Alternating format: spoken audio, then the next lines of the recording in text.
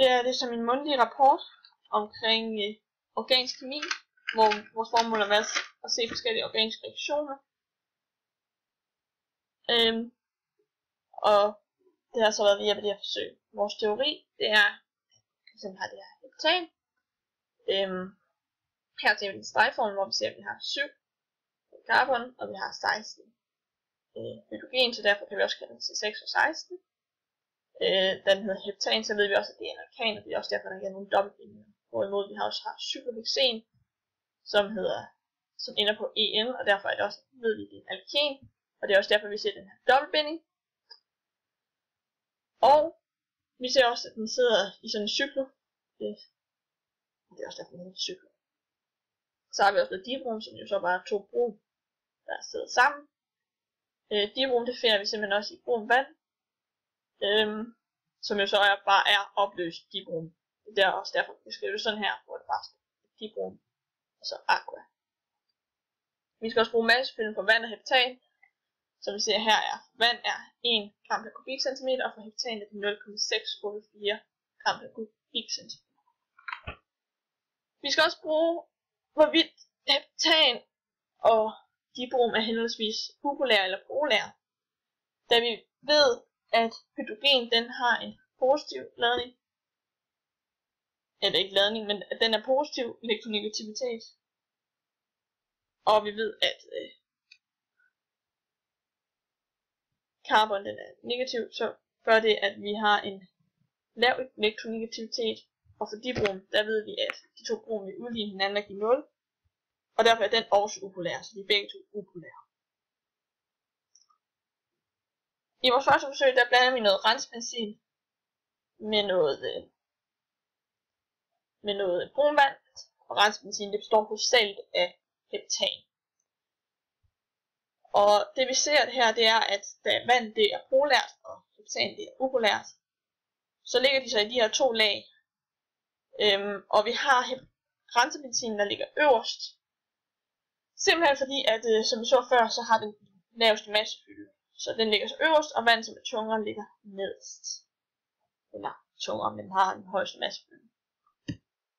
Så prøver vi at ryste det, og det der sker her, det er, at noget af dibrom, den rejser op til vores rensbenzin.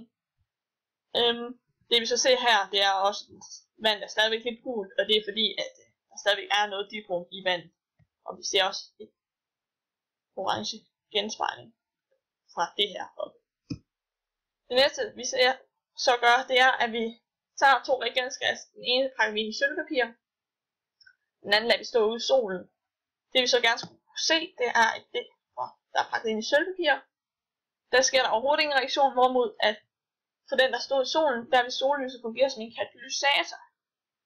Og der vil der ske en substitutionsreaktion. Og det, der sker ved en substitution, det er, at der er en hydrogen her, og en brom, der simpelthen bytter pladser. Så i stedet for en hydrogen, så er der en brom her, og et hydrogen her.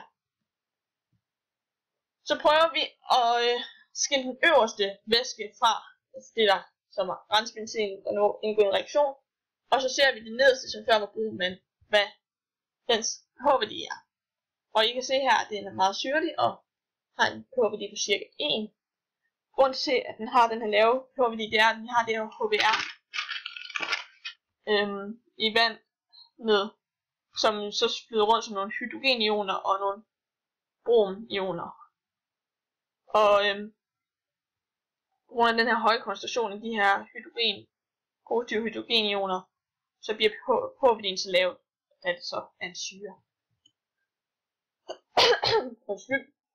Herefter så putter vi på dråber sønitrat i, som jo så er en sø plus og en træt minus ioner. Og det vi ser, det er sådan, det bliver så meget mælkeligt her. Det der sker, det er, at vores sølvioner går sammen med nogle bromid, som er negative, og danner sølvbromid. Og det er så solid, og det vil sige, at det er en fældningsreaktion, og det derfor skaber bundfald. Så der er det også, der står solid sølvbromiden. Og det er derfor, den får den her meget mælkehvide farve.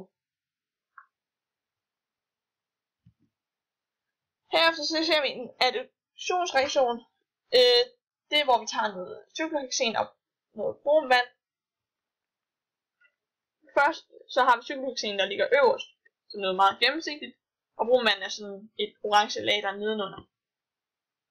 Efter så ryster vi det, og det øverste lag, det bliver meget grumset hvidt, og det nederste, det er gennemsigtigt. Det der sker, det er, at dibrunen, den er gået fra vandet til cykelhexenen, og derfor er der sket den her additionsreaktion. Hvor brunen og cykelhexen er gået sammen til en brun heptan. Yes. Det næste vi skal så gøre, det er, at vi tager noget spiseolie og blander det sammen med noget rensebenzin, og derefter tilsætter noget brun vand.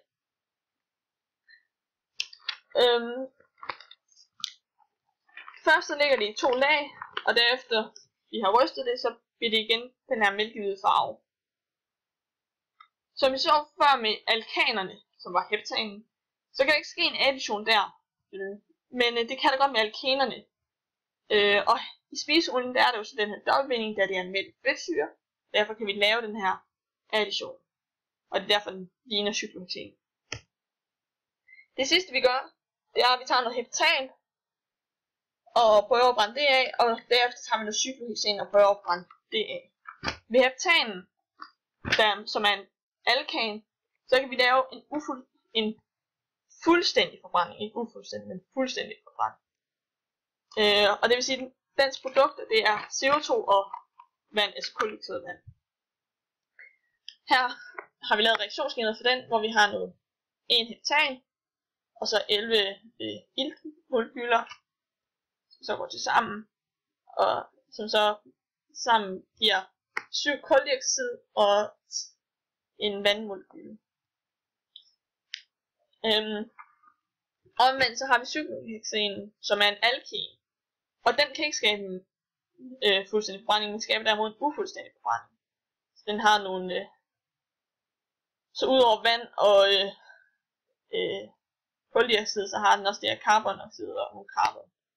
Her kan vi ikke lave den på samme måde lave sådan en præcis reaktionsskema, hvor vi ved helt præcis hvad det er, fordi vi ved simpelthen ikke hvor mange carbon, oxygen og hvor mange carbon der er. Men det her det er et eksempel på hvad der kunne ske, hvis vi har det her cykelhexen og nogle iltmolekyler, som så ved forbrændingen skaber noget CO2 og noget vand, og så skaber og det her carbon og oxygen og de her 3 carbon. Og som konklusion til det, så kan vi sige, at det her forsøg det fungerede, og var i stand til at vise de her forskellige kemiske eller organiske reaktioner.